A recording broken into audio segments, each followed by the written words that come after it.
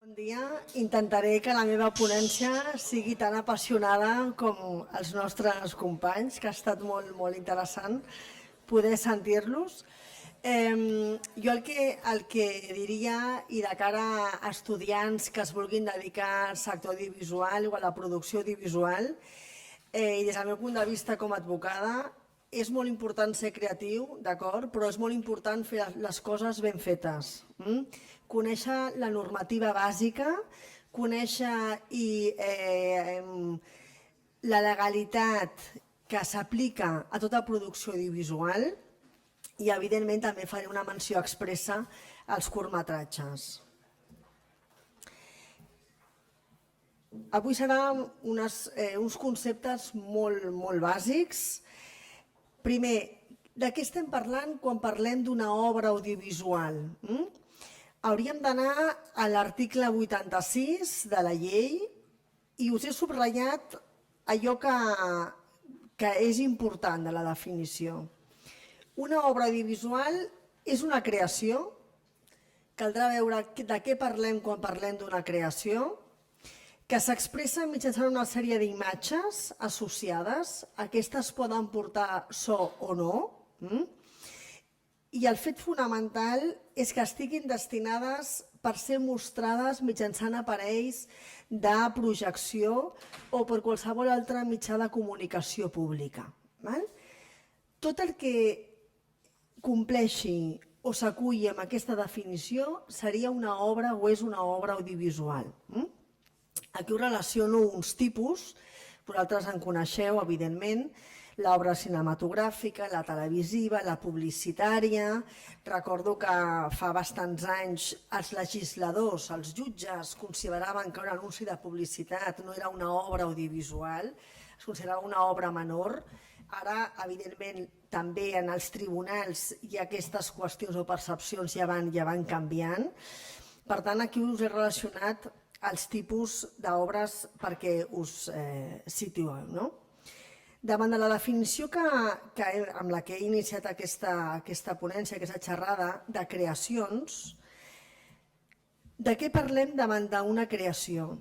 Una creació, jurídicament parlant o legalment parlant, aglutina o engloba tres conceptes: l'originalitat, la creació humana i que sigui lícit el seu accés a aquella obra.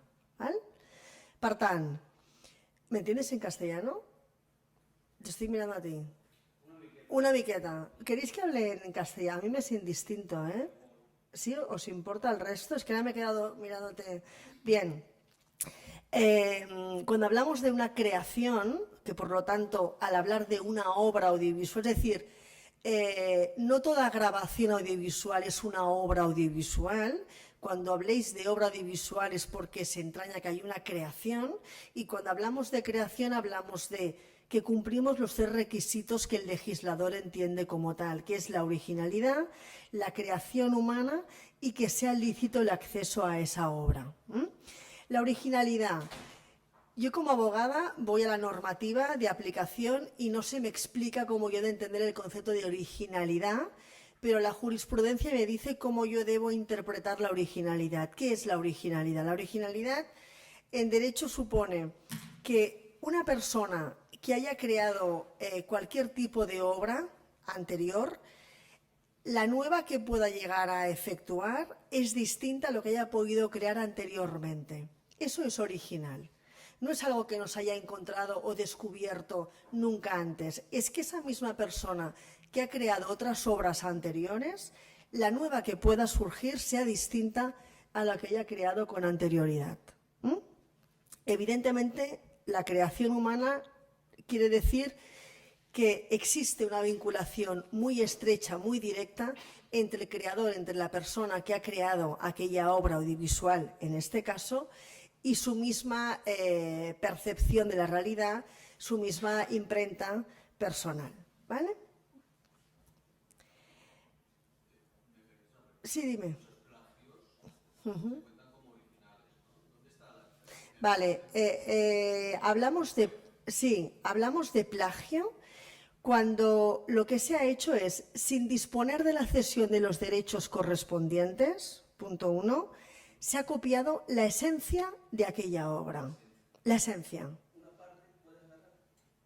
Entonces, un concepto muy distinto es yo me he inspirado. La inspiración no requiere ni de cesión de derechos, de yo ir a quien haya creado esa obra a pedirle la cesión de los derechos, porque la inspiración es que yo de lo que observo, de lo que veo, de lo que leo, de lo que conozco, creo mi propia creación, mi propia obra, ¿vale? Por tanto, inspiración no. ¿Cuándo plagio? Cuando utilizo, empleo la creatividad de un tercero, me la apropio como mía, modifico un par de cosas superficiales, no esenciales, y me la robo como una obra mía. Eso es plagiar, y eso es lo que en derecho está penado y está cuantificado como que evidentemente no se ha efectuado el respeto a esa obra preexistente anterior. Entonces, si yo, por ejemplo, cambio los nombres de los personajes, un personaje que era un hombre ahora es una mujer, pero el hilo argumental es exactamente el mismo y yo como espectador puedo observar que la historia es esa misma historia, estoy plagiando una obra. Es decir, han de ser cambios que realmente hagan una nueva obra diferente que no pueda nunca identificarla con aquella anterior. Y si no, he de pedir esos derechos que se me cedan para transformarla en otra historia distinta. Claro, a ver, en publicidad, sí. Lo que también digo muchas veces es que una cosa es el derecho y otra es los cauces de la vida, que van por otras vías. Es decir, es muy importante, vosotros como estudiantes habéis de saber cuando por las circunstancias estéis actuando alegalmente, pero ser conscientes de cómo se debería de funcionar correctamente por lo que os pueda pasar. Que no hayan sorpresas. Si soy consciente que no estoy actuando correctamente, legalmente como debería, es una opción, pero debo conocer la legislación, cómo funciona. Entonces, en la publicidad, bueno, y en los cortometrajes, exactamente igual. Mucho cuidado. Estamos hablando de una obra audiovisual. Debería haber una fase de preproducción o de producción, de contratos, de cesiones de derechos de todo el mundo, seas autor o seas artista. Hay mucha irregularidad, hay un funcionamiento todavía muy precario en el sector de los cortometrajes y no quiere decir que porque pase y suceda sea legal. No, no, no es, pero funciona así y se debería de perfeccionar bastante. ¿Vale? Sigo, ¿eh? Vale. Doctrinas. También es muy importante de cara a los cortometrajes o a las producciones que podáis hacer en un futuro. Pensar que nosotros en Europa, en el derecho continental, tenemos una legislación, derechos de autor, que vincula mucho evidentemente la obra con el autor que ha efectuado esa obra, ¿vale? Por tanto, las legislaciones de los países europeos protegen no la obra únicamente, sino el autor que ha creado esa obra. Esto simplemente es a modo de filosofía, porque ¿qué pasa? Estamos en un momento que lo que se pretende es armonizar todos los derechos y tender todos al sistema del copyright. El copyright está bien, no está bien, todo está bien. Simplemente hemos de saber cuál es la filosofía o el origen de donde parte cada cambio legislativo, cada normativa legislativa. El copyright, ¿dónde pone el acento? ¿En qué recae la aplicación de la normativa? En proteger la obra. A mí quien la haya hecho me es totalmente indistinto. Lo que quiero es el uso y explotación de la obra. Si el autor es una persona o es otra, me es completamente indistinto. En nuestro derecho continental hay una protección muy fuerte del autor. ¿Por qué? Porque el autor es capaz de crear una obra que se presupone filosofalmente que recae en una colectividad, en una sociedad que la ha de mejorar con esa contribución y con esa aportación artística. El derecho americano o anglosaxón no importa esto. Todo es un bien patrimonial, no disponen de bienes morales, de derechos morales. Es decir, Inglaterra, que también aplica el sistema del copyright, tardó muchos años en incorporarse como Estado al convenio de Berna, que regula cuestiones sobre derechos de autor, porque no reconocía los derechos morales de los autores. Por lo tanto, esta idea más romántica o más estrecha entre el autor y la obra en el sistema del copyright no existe. Es utilitarista.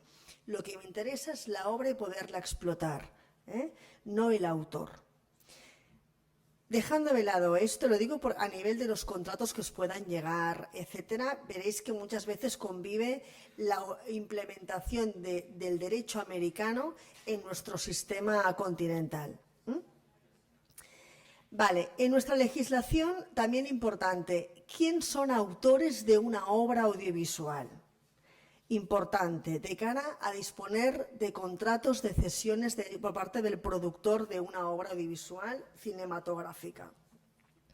Es una lista cerrada. Es una lista cerrada. Por tanto, los autores de una obra audiovisual son el director, realizador de esa, realizador si es una serie en televisión, y director de cine. Los autores del argumento, es decir, los guionistas, son autores de esa obra audiovisual, y el compositor que ha hecho expresamente aquella pieza musical para aquella obra cinematográfica o audiovisual. Es decir, yo soy una compositora y ya tengo unas piezas musicales efectuadas y se me pide que ceda mi composición musical para esa película y no soy autora de la película. He cedido la explotación y el uso de esa pieza musical para esa película. ¿Cuándo voy a serlo? Cuando he creado expresamente aquella pieza musical para aquella película. Por tanto, no hay nadie más que se considere autor de esa obra audiovisual, más que el director de cine, si hablamos de series, el realizador, los guionistas y el que ha hecho la música expresamente. ¿Qué pasa? Al yo deciros que es una lista cerrada, ¿qué pasa con el director de fotografía? Hay directores de fotografía realmente con una imprenta artística, con una capacidad creadora extraordinaria, que podrían evidentemente considerarse como autores. Nuestra legislación nos dice que no, que son únicamente estos tres. ¿Qué se ha hecho? ¿Qué se ha hecho alguna vez? Con peligros de impugnaciones por parte de los autores reconocidos en la ley. Otorgarles la consideración de directores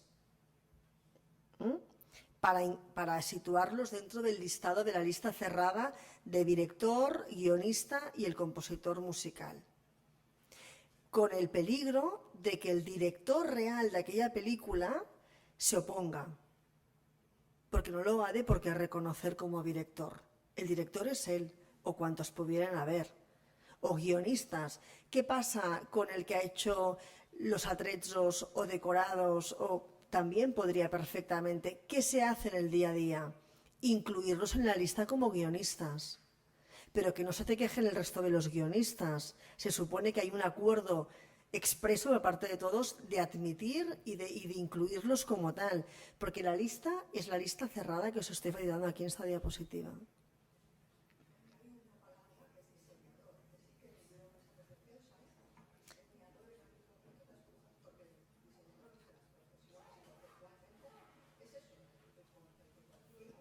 Entonces, para que se considerara autor de esa película, debería de situarse dentro de la consideración de guionista.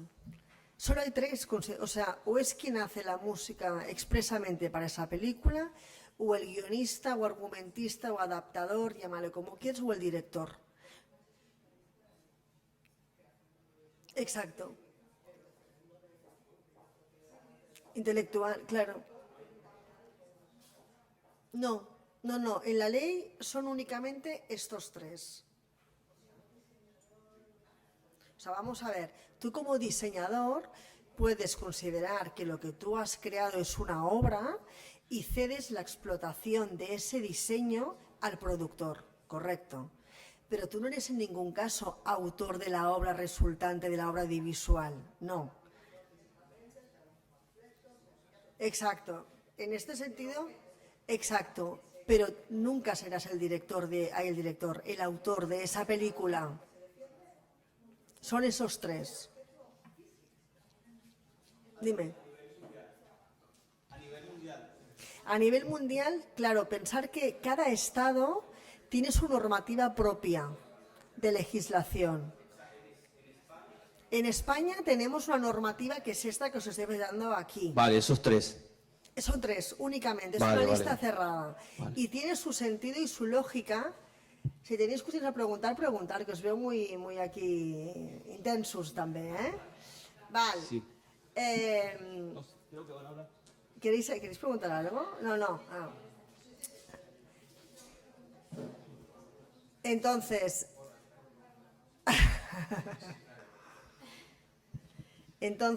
cada estado tiene su normativa propia. De la que os hablo yo hoy aquí es de la española. Entonces, sí que es cierto que hay una normativa aplicable para todos los estados de la Comunidad Europea, y luego está la Oficina Mundial de Propiedad Intelectual, que tiende a uniformizar toda para que únicamente acabéis teniendo todos los países una única. Pero sí que actualmente cada estado tiene su propia normativa.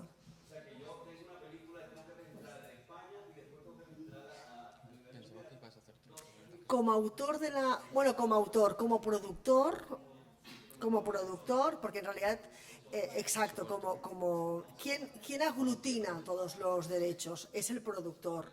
Por lo tanto, el productor es quien debe tener todos los permisos, licencias, autorizaciones administrativas de cada estado en los cuales quiera exhibir aquella obra audiovisual.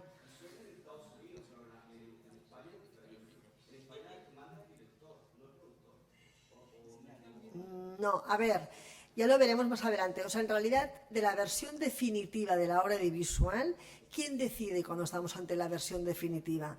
Es el productor y el director de cine, los dos. Pero a efectos reales, prácticos del día a día, ¿quién acaba diciendo, hey, es això, es esto, se acabó? El productor. El que apoquina. O sea, a efectos prácticos sería esto. Se le acaba de contestar. ¿Ya está? Sí, es que todo. Vale, como... Sí, digan. ¿Se me escucha? Vale. Ay, perdón. A veure, aquí, qui fa de policia del copyright? Clar, a veure... Vale, bueno, aquí seria també parlar de la función de las entidades de gestión en España y de cómo funcionan.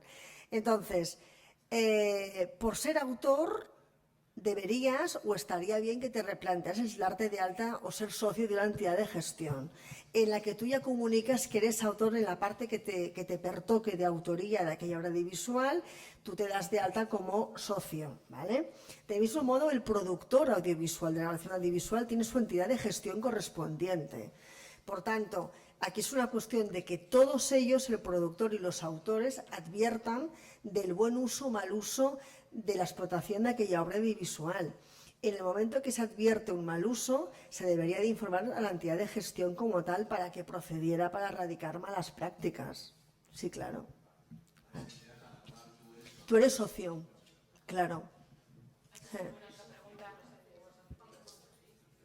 Clar, però llavors aquí és quan tu pots arribar fins a un cert punt, fins a una esfera en concret, però més enllà del teu territori és molt difícil saber si es fa un ús correcte o no de la teva pel·lícula a França, a Anglaterra, a on sigui, no? Per tant, sí que es interesant que las entidades de gestión sean las que en base a acuerdos de colaboración que tienen ellas con terceros estados averigüen y exploten y recauden por la exhibición y explotación de la obra audiovisual en país distinto que no sea este.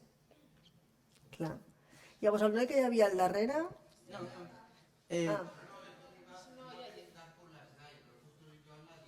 Por las GAE, pues ya estamos. Muy bien, perfecto. Por ejemplo, ¿hasta qué punto se considera plagio? Por ejemplo, a lo mejor yo creo un cortometraje, pero me gusta mucho un diálogo de una película y le quiero hacer un guiño, o una referencia, o una influencia. Vale, entonces, o sea, sí. Bueno, primero, ahora aprovechando que me dices esto, ya que valoráis tanto todo lo que se ha hecho en cine o a nivel de obra audiovisual, con el mismo respeto con el que absorbéis todo lo que podéis ver, debéis también tener el sigilo y el cuidado con el uso de imágenes de películas de terceros. Es lo que me estás comentando. No, por ejemplo, una frase o algo que aparezca. Sí, el Entonces, guión. Por ejemplo, una frase corta que me gusta mucho esa película y me gustaría darle como un guiño, como una influencia, pero claro, ¿se considera ya plagio? ¿Debería añadirlo en los entonces, a ver, créditos o cómo va? en derecho hay dos únicas, subrayo, únicas excepciones en las que no se requiere de la cesión expresa de los derechos de los autores o del productor de la obra audiovisual preexistente, ¿vale? ¿Cuáles son las dos excepciones? Primera, cuando tú de una película que ya se haya hecho, hagas una parodia. Parodiar no requiere de ningún tipo de derecho de transformación del que ha hecho la obra anterior. Bien, por tanto, si parodias, no requieres disponer de ninguna cesión de derechos expresa para tú poderlo hacer. Vale.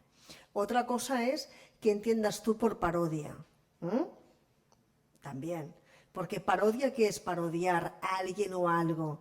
Es enfatizar sus características o sus rasgos. Por lo tanto, todo lo que sea ridiculizar, todo aquello que sea minusvalorar, despreciar, etcétera, etcétera, te podía llegar una demanda por ese perjuicio ocasionado por aquella parodia efectuada. Pero bueno, concepto parodia no hace falta derechos. Muy bien. Y segunda excepción, el derecho a cita. El derecho a cita. ¿Qué quiere decir? Que si tú en una película, momento de los protagonistas estar en el sofá y hablan y ven un televisor y en el televisor se pasan unas imágenes de una película existente. Mientras se haga una referencia a esa película, es decir, se reconozca de quién es esa película, es un derecho a cita. Y es algo en lo que no podían venirte a ti a reclamarte por una cesión de derechos no solicitada. ¿Vale? Habría una tercera, pero esta es más peligrosa porque nunca se hace bien, que es el derecho a informar, el derecho a la información. Pero el derecho a la información es que yo puedo llegar a reproducir unas imágenes de una película con ánimos informativos, ¿vale? Pero informar, ¿qué es informar? Son segundos, son minutos. No, si tú te excedes del espíritu de la información y estás más allá de, no sé, un minuto y medio, estás explotando económicamente esa obra audiovisual y por tanto te haría falta disponer de la cesión de los derechos. O sea que... Exacto. Bueno, es que tampoco no hay nada escrito, no hay ni un minuto, ni 3, ni 2, pero hay veces, o yo por ejemplo con actores que ven que se reproduce más allá del mero hecho de informar una obra teatral, por ejemplo en el caso de una obra teatral, bueno, és que clar, això, Cristina, clar, és que s'han estat 10 minuts. 10 minuts no és informar, 10 minutos es reproducir una obra. Es así.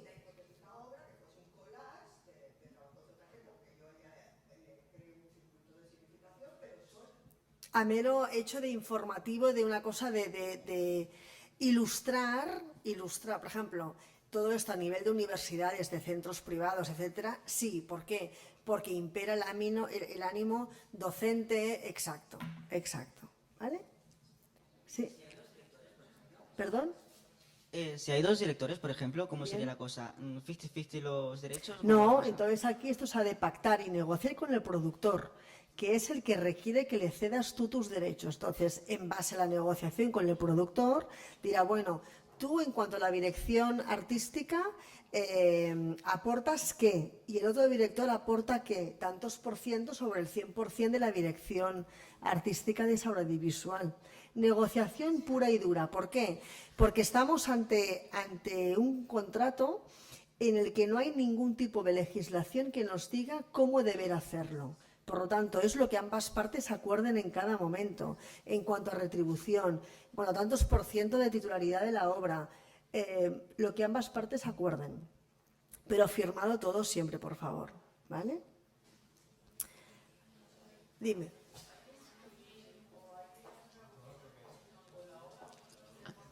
Espereu que és que no us sent. Vale.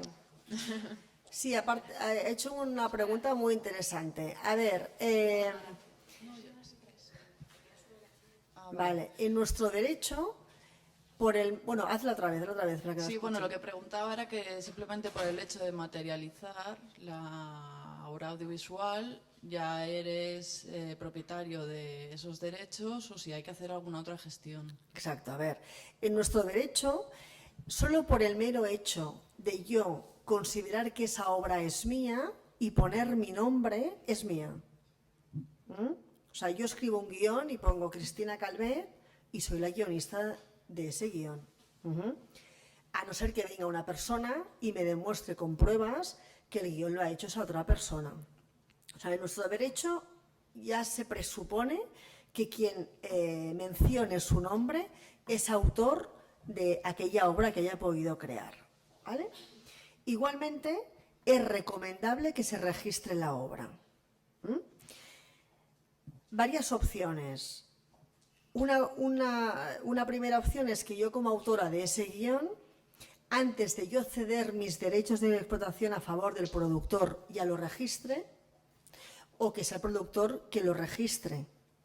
Entonces, aquí sería, en todo caso, el reconocimiento mío como autora de la obra, como guionista. ¿Dónde se puede registrar? Hay dos tipos de registro acumulables, es decir, que no son incompatibles. Primer registro, una entidad de gestión. ¿Vale? Yo soy socia de la entidad de gestión X y registro cuantas obras quiera registrar, porque yo he participado en tanto por ciento de autoría sobre aquella obra y lo dejo reflejado en la entidad de gestión que me representa y me gestiona mis derechos. Y dos, el registro de la propiedad intelectual. ¿Vale? Entonces, en este registro se registran todos los tipos de obras que hay.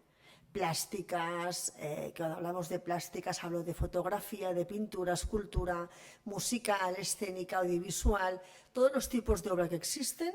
Hay unos formatos, documentación a presentar, se paga una tasa que no es muy cara, sinceramente es asumible, y la obra ya está registrada. Utilidad de un registro de otro, diferente.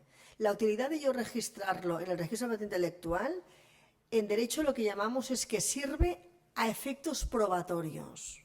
¿Qué quiere decir a efectos probatorios? Quiere decir que si yo, Cristina Calvet, he ido el día tal, a la hora tal al registro y consta que soy la autora de ese guión, se presupone que soy la autora de ese guión. Y tendrá que venir aquel que dice que el guión es suyo a demostrar a todo el mundo que no es así. Por tanto, es una prueba que me beneficia a mí el haber efectuado ese registro. Y en las GAE, ¿por qué?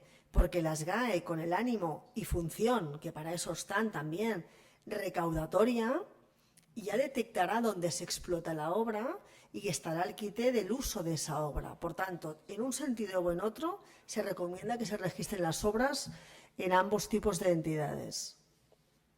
¿Vale? Vale. Cuestiones importantes. ¿Qué os decía, me parece? Os he hecho un comentario. Siempre firmar contratos. Siempre. Mejores, peores, parciales, totales, siempre. Todo por escrito. ¿De acuerdo? Pero también es muy importante que sepáis que si no se firma nada, como autores, en calidad de autores, ¿qué es lo que se presupone que habéis cedido a favor del productor? No es aquello de, como yo no he firmado nada, yo no he cedido nada. ¿No? Pues habéis de saber que sin haber firmado nada ni pactado nada, habéis cedido todas estas cuestiones, que es lo que os pongo en esta diapositiva. El derecho de reproducción son derechos patrimoniales, veremos los morales y patrimoniales. Sin haberos pronunciado en nada, sin haber pactado nada, de entrada ya habéis cedido a favor del productor estos derechos de explotación. El de reproducción, el de distribución, comunicación pública y el derecho del doblaje o subtitulado y o subtitulado, ¿vale? Por tanto, es importante que lo pactéis y negociéis todo siempre, ¿vale? Es decir, derecho de reproducción, distribución, comunicación pública, doblaje o subtitulado de la obra debe de cederse, evidentemente a favor del productor, lógico, si queremos que la obra se explote, pero a cambio de una retribución o remuneración, y acotando el uso, el porqué, el para cuándo, para cuántos territorios, con qué duración, todo, absolutamente todo. Y cuando no se firman cosas, no es que queden por negociar, es que como en este caso os aparezco, os relaciono aquí, ya les habéis cedido. Bien, autores, plazos de protección, es decir, yo como productora o como autora, he de saber que yo ante la creación, ante la aportación de mi obra, genero dos tipos de derecho, los morales y los patrimoniales.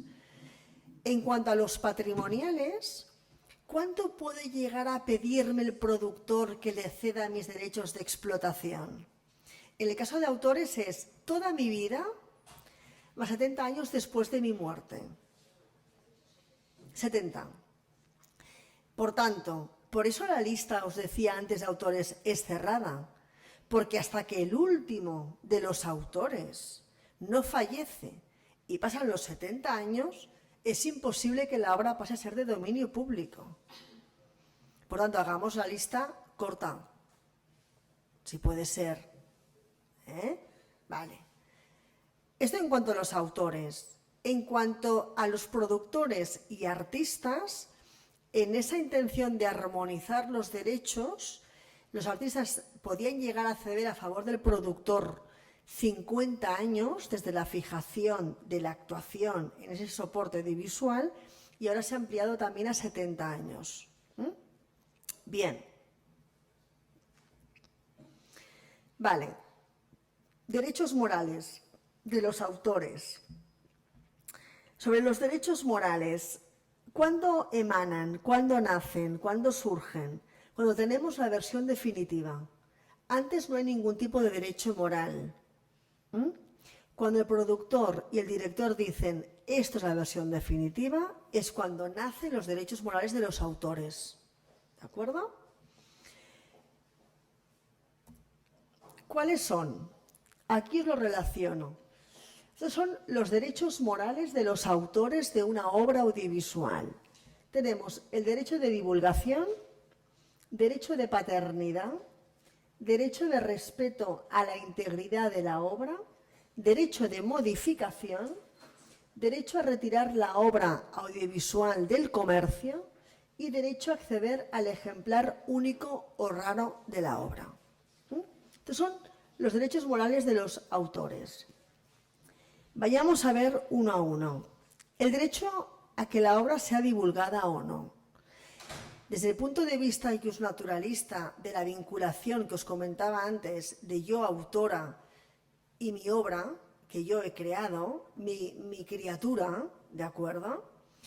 He de tener el derecho a que se divulgue o no. Es decir, si creo que aquello que ha surgido no merece ser visto, tengo el derecho de decir que no se divulga.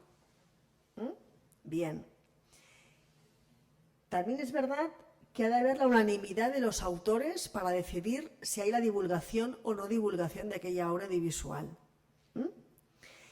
Y hay una doble limitación que aquí os pongo a modo de ejemplo, porque el derecho, al fin y al cabo, para mí son dos cosas el derecho. Uno es la aplicación del sentido común y la interpretación de las cosas. Porque en este mismo caso veréis que parece que haya una contradicción en estos dos conceptos. Por un lado, ¿qué os digo yo? Que los derechos morales surgen cuando tenemos la versión definitiva. ¿Lo he dicho o no lo he dicho? Lo he dicho, versión definitiva. Molt bé. Pero a la vez, también, cuando un autor, por los motivos X, se desmarca de un proyecto audiovisual, porque se enfada, se ofende, no le gusta cómo va el tema, lo que sea, y deja aquella obra audiovisual, deja de participar como autor en aquella obra audiovisual, se facilita al productor que pueda divulgar la obra. Por tanto, es como una contradicción que se entiende, evidentemente, un productor, como decíais aquí antes en la mesa, hablamos de inversiones económicas muy fuertes, que hace falta disponer de un capital importante para producir cualquier obra audiovisual y, por tanto, no se quiere coartar el gasto que ya ha hecho el productor y se le permite que, aunque la obra esté inacabada, se pueda exhibir y se pueda comunicar públicamente, ¿vale?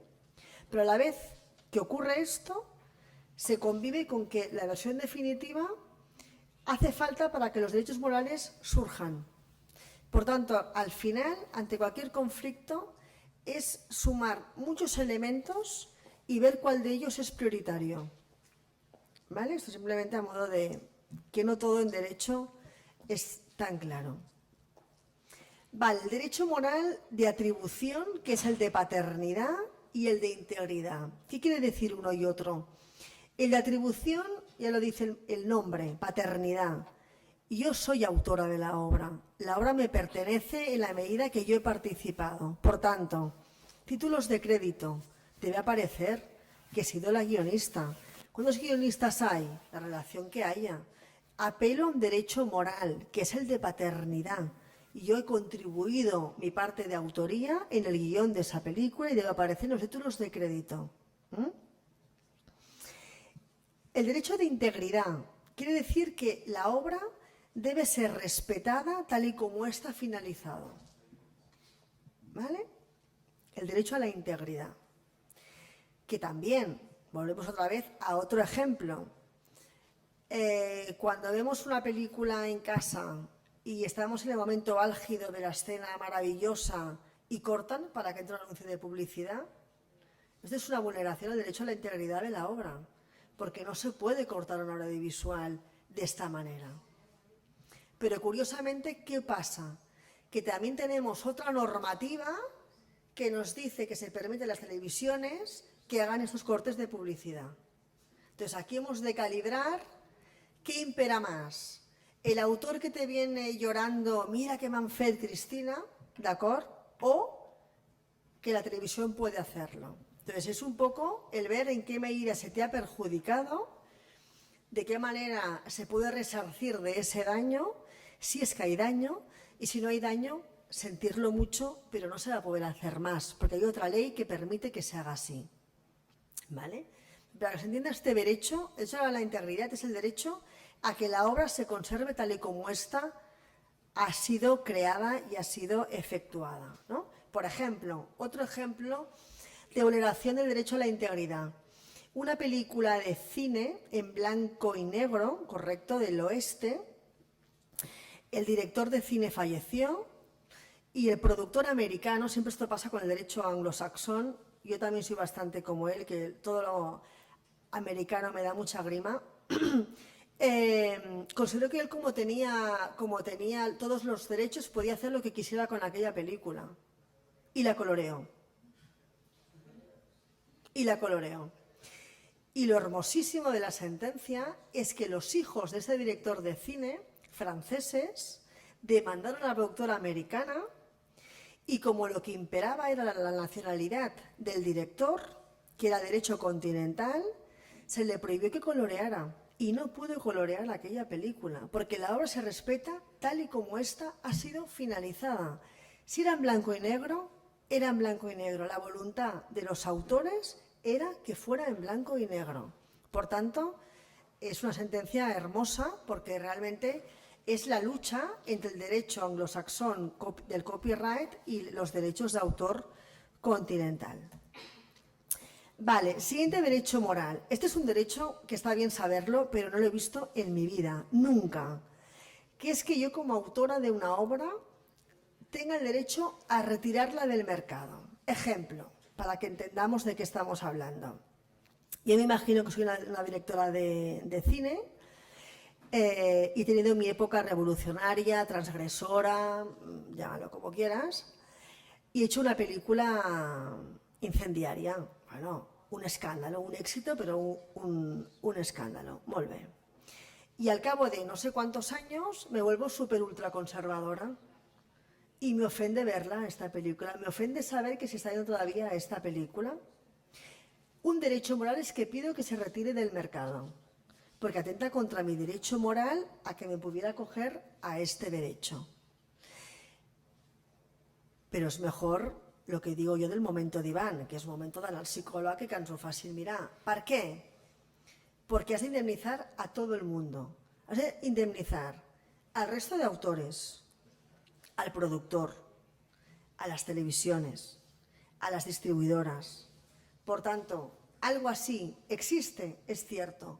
Práctico, no es práctico. Dime. Stanley Kubrick le pasó algo así. Sí, ¿eh? Hizo la Naranja Mecánica Sí. y la Naranja Mecánica tuvo tanto éxito ¿Tan? que llegaron los fanáticos hasta la casa y entonces tenía como que siempre mucho agobio. Ostras. Y trató, y creo que con esa ley, De retirar, ¿no? de tratar de sacar la figura porque estaba agobiado y no quería ya, porque quería sacar la película. Claro, correcto.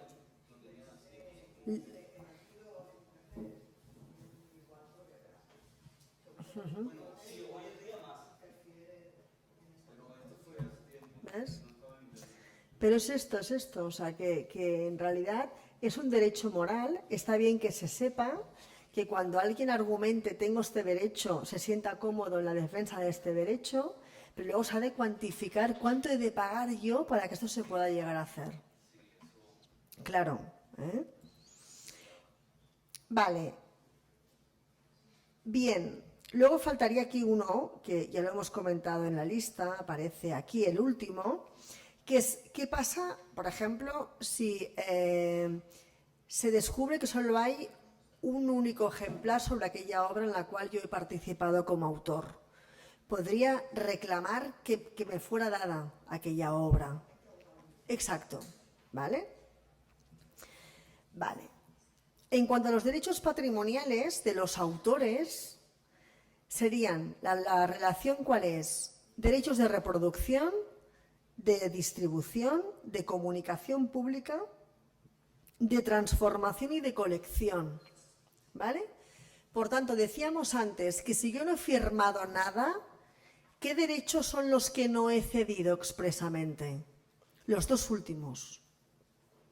Es decir, que no daría la facultad al productor de que transformara mi obra en una cosa distinta. Pero sí que daríamos el derecho de reproducción, de distribución, de comunicación pública y de doblaje y subtitulado. Colecciones, por ejemplo, darle la capacidad o la oportunidad al productor de hacer, por ejemplo, las mejores películas de cine del director X. Y tienes tú ese coleccionable de los mejores éxitos o las mejores películas de tal, por ejemplo, ¿no? Entonces, si no tienes ese derecho cedido expresamente, no lo puedes hacer. Exacto, exacto, ¿vale? Entonces, aquí, en nuestro derecho, los derechos patrimoniales, ya lo dice el término, patrimonio, explotación, económicos, son los que yo puedo ceder y explotar y obtener un rendimiento económico. Los morales son irrenunciables, inalienables e imprescriptibles. No los puedo ceder ni aunque lo firmen en un contrato. Es nulo de pleno derecho. Aunque a mí me diga una productora, cedo mis derechos morales en exclusiva, ya lo puedes firmar. Es nulo, como si no existiera en ese contrato. Derecho moral pertenece al autor. Los patrimoniales sí, que son los que yo cedo expresamente para que sean explotados. Pero aquí haría una distinción y es muy importante para entender el funcionamiento de por dónde cobro, de aquí, de allí, por dónde me va a venir cada partida económica. Hay unos derechos que son exclusivos, que son los que relaciono arriba, el de reproducción, distribución, comunicación pública, transformación y colección, que son los exclusivos, que yo puedo optar por cederlos o no al productor, expresamente en el contrato. Y en cambio luego aquí aparecen otros derechos que se llaman los remuneratorios. Cuando oigáis hablar de remuneratorios es igual a entender de que estamos hablando de una entidad de gestión. Por lo tanto, son derechos que tampoco puedo renunciar a ellos. Son derechos que yo genero por mi aportación en la obra son económicos, que son básicamente por la comunicación pública que se hace sobre aquella obra audiovisual. ¿Y qué pasa? ¿Me los paga a mí el productor? No. Me los pagará la entidad de gestión cuando recaude de cada exhibición pública de aquella obra audiovisual.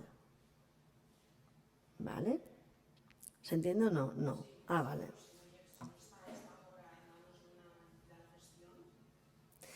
No, pero por ejemplo, todos los festivales tendrían que comunicar como promotores de un evento, de un festival, de lo que fuera, comunicar a la relación de películas que se van a exhibir. Ah, bueno, yo digo com caldria, d'acord. Entonces, SGAE tiene la constancia de la exhibición en tal día y en tal lugar y con tanto aforo y tanta afluencia de gente, etcétera, etcétera, la relación de esas películas. Y eso hace que recauden al promotor de aquel evento o de aquel festival una tarifa en base al uso de la exhibición y comunicación pública de esas obras audiovisuales. Y yo como autora que he participado en alguna de las obras que se van a exhibir, voy a acabar cobrando X dinero cada cuando toque en el reparto, la entidad de gestión que corresponda.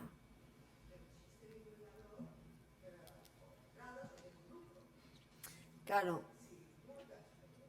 Entonces aquí sería saber en cada supuesto qué tarifa se aplica por la entidad de gestión correspondiente. Es decir, en entidades de gestión que cuando no hay entradas, cuando no se paga un precio, no se ocasiona ningún tipo de pago por la cesión de los derechos remuneratorios por estos segundos. Cuando hay pago de entrada, entonces sí. Y lo que se tiene en cuenta es el espacio, cuánto aforo puede haber, cuánta capacidad de asistencia, etcétera, etcétera. ¿Vale?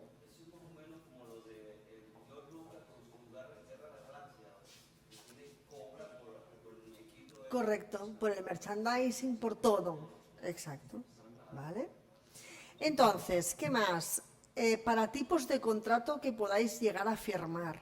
El legislador, hay diferentes, o sea, vamos a ver, en derecho hay por un lado la existencia del autor y cuando hay más de un autor hay una coautoría de autores, ¿de acuerdo? Cuando estamos ante más de un autor, estamos ante coautores. Bien. Coautor para crear una obra. Y en derecho se nos dice que hay dos tipos de obra existentes, que se puede formalizar un contrato.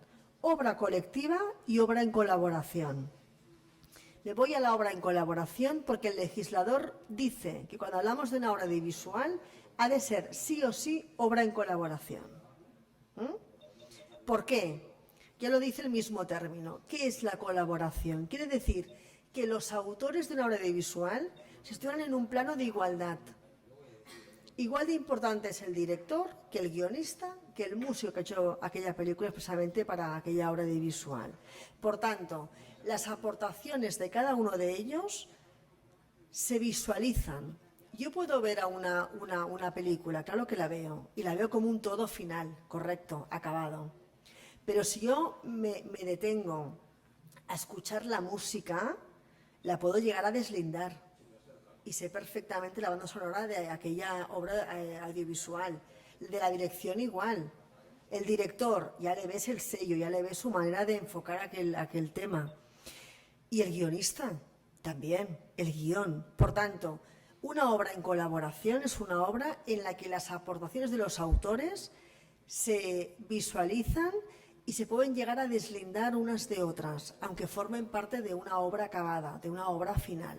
¿Vale? Vale.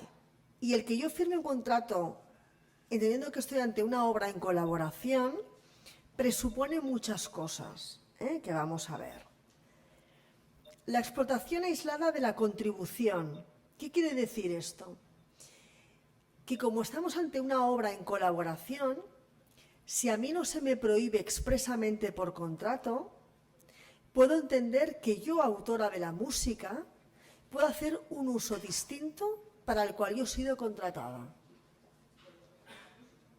Claro, porque si yo soy la compositora musical, por ejemplo, si a mí no me dicen nada en mi contrato, que claro, yo soy el productor y como lo sé, le digo, oye, no puedes hacer ningún CD, no puedes irte de conciertos, no puedes editar tu trabajo musical hasta que no pase un tiempo, o lo editas conmigo. Entonces, yo como sé este derecho por ser una obra en colaboración, yo no lo voy a limitar por contrato. Pero si no se dijera nada, yo que he hecho la música para esa película, puedo editar en mi fonograma, puedo colgar mi música al margen de mi aportación en esa película. ¿Cómo? Tú eres,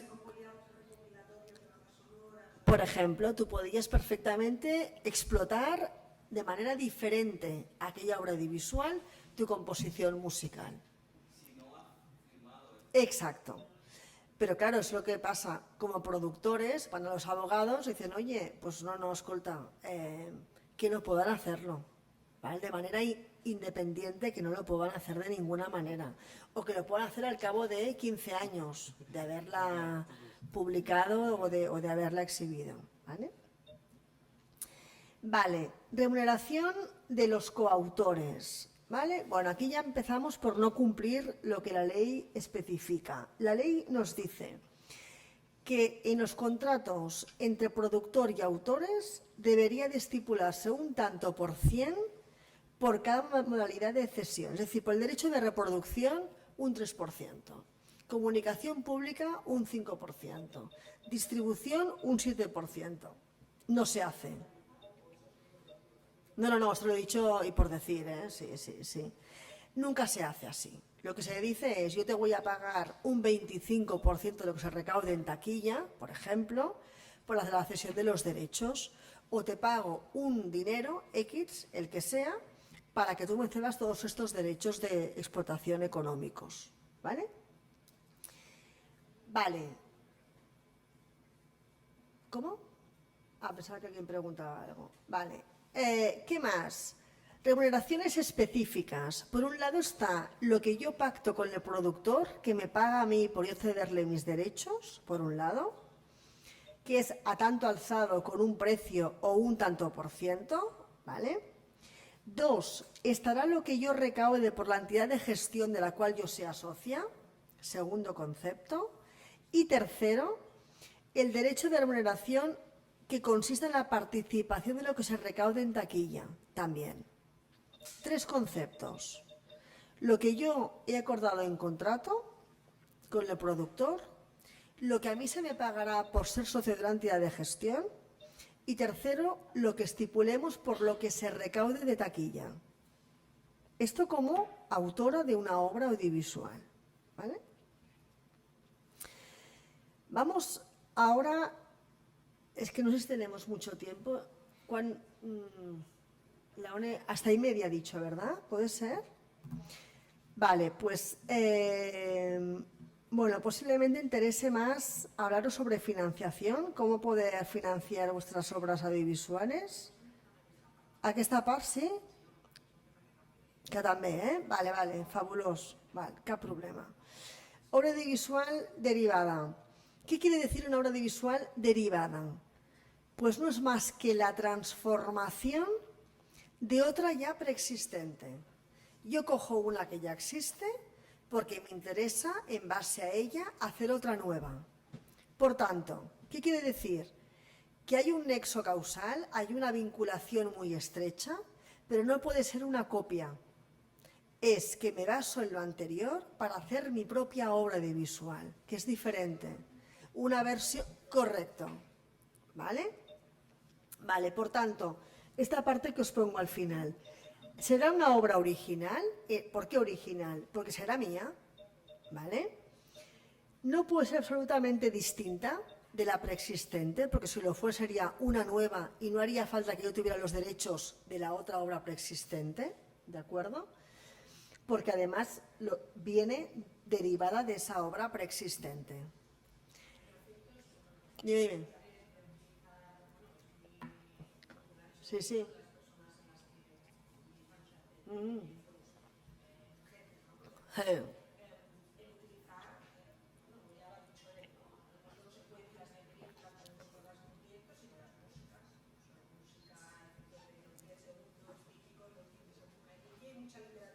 Mucha.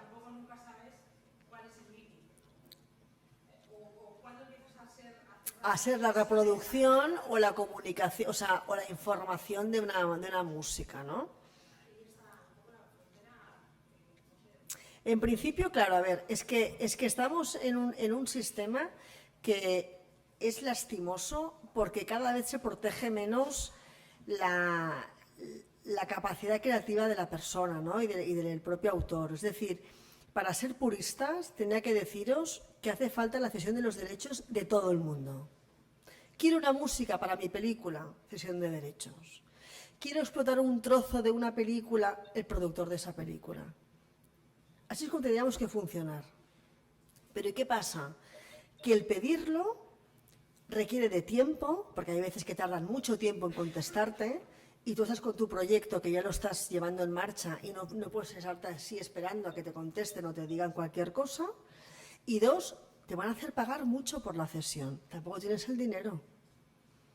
Entonces, es el propio sistema el que pervierte un funcionamiento que provoca que la gente haga sus cortometrajes sin tener ningún tipo de cesión de derechos expresa, previa.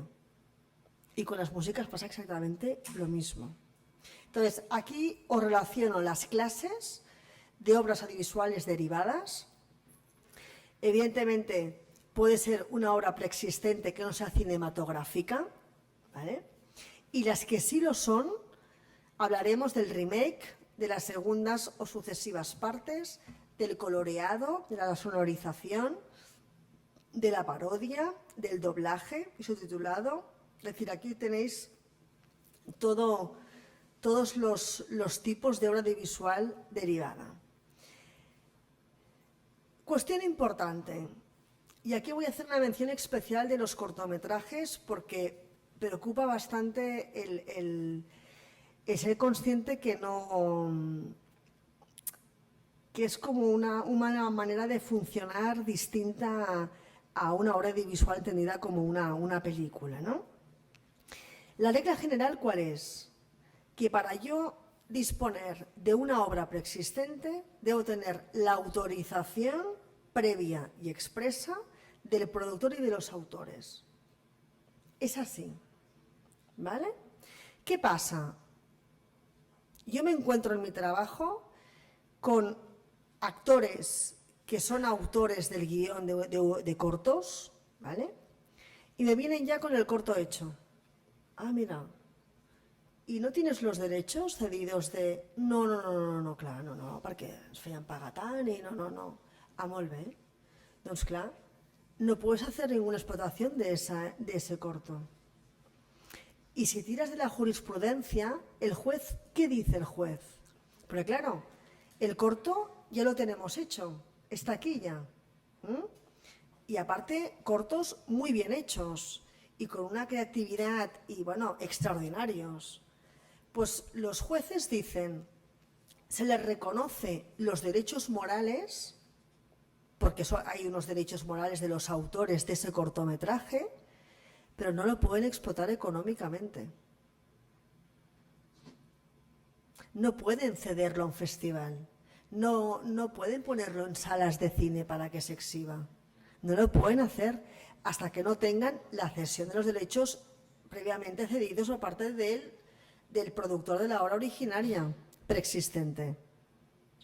Entonces, no es que no se reconozca, porque sí que aparecen todos como autores de ese corto, pero en cuanto a la explotación económica se ven cortados y limitados, porque es que no pueden hacerlo sin la cesión previa de los derechos de la obra anterior. De los Claro, siempre se pueden encontrar que los autores reales de la obra preexistente o el productor pida derechos y se sancione por no tenerlos, además. Claro. Vale, supuestos de obra cinematográfica derivada. Decíamos cuando no fuera cinematográfica, ¿de dónde podemos transformar una obra presente anterior y convertirla en una obra audiovisual?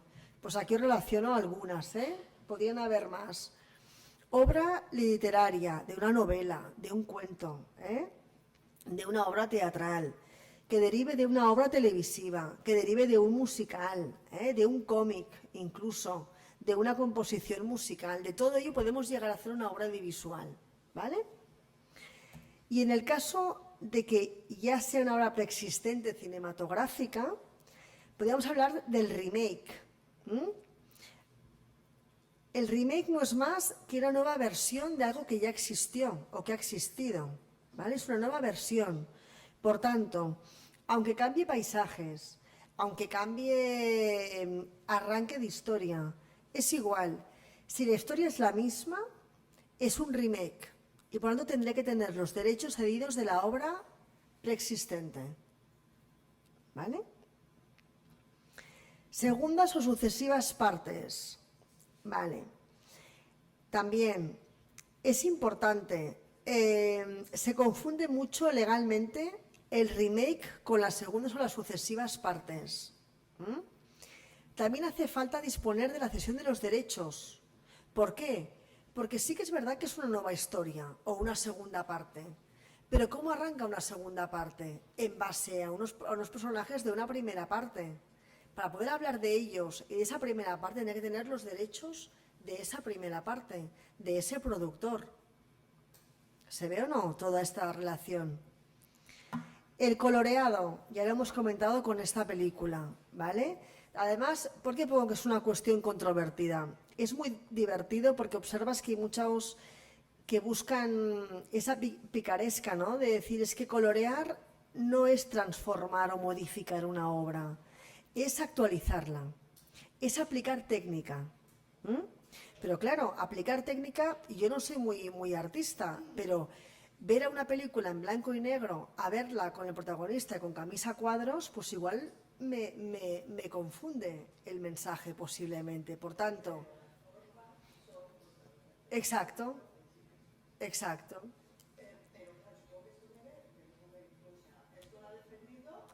Copyright, exacto. El productor, correcto. Y que le interesaría ahora. Sí. Aplicación de la técnica, ¿no? Entonces, sí, correcto. Por eso que hay muchos libros y muchas opiniones controvertidas, pero yo también soy de la tendencia de se conserva la obra tal y como esta ha sido finalizada. Exacto. Y además, y sonorización, imagínate coger una película muda y ponerle y cambiar para que los actores hablen. Es que no puede ser. No puede ser. Exacto. Vale, el doblaje y el subtitulado. Bueno, aquí sería derivada la obra audiovisual cuando hay un doblaje como tal o cuando se subtitula. Ahora, cuando, en el caso que no pasa, pero imaginemos que lo mismo que hablan, lo mismo aparece escrito, no es derivada, es ampliar una información que ya de inicio se escucha en la película. Pero el doblaje, ¿qué es el doblaje? El doblaje es ajustar en boca, es decir, el trabajo de adaptación de una película en un idioma, adaptarlo a otra lengua, se ha de traducir, y traducir ya es una obra derivada. Se ha de ajustar, y lo que dice la gente que hace ajuste en doblaje, adaptar en boca la frase para encabir que el actor quede bien con aquella frase. Por lo tanto, esto sí que es una obra derivada. Si hablamos de que aparece escrito lo mismo que están diciendo, aquí no hay derivada. Exacto. Es una manera... Correcto, ¿vale? Parodia, ya lo hemos comentado, es la excepción en la que no es necesario disponer de la cesión de los derechos. Vale. Diferencias. ¿De qué manera se va a pagar al autor, no de la obra resultante, sino de la preexistente sobre la resultante? O sea, hemos visto, por un lado, esto os lo colgaré, sí, os lo enviaré y lo podéis tener. No, encantada. Entonces, es muy importante decir, muy bien, yo como autora de una obra audiovisual sé que voy a cobrar esto, registro 1, muy bien. Pero si de la obra en la cual yo fui autora a hacer una obra derivada, ¿voy a cobrar también? Pues también. ¿Vale? Bien. Vale, evidentemente, esto también deberá aparecer por contrato, por escrito, en el contrato todo. ¿Vale? Participación en los ingresos de taquilla.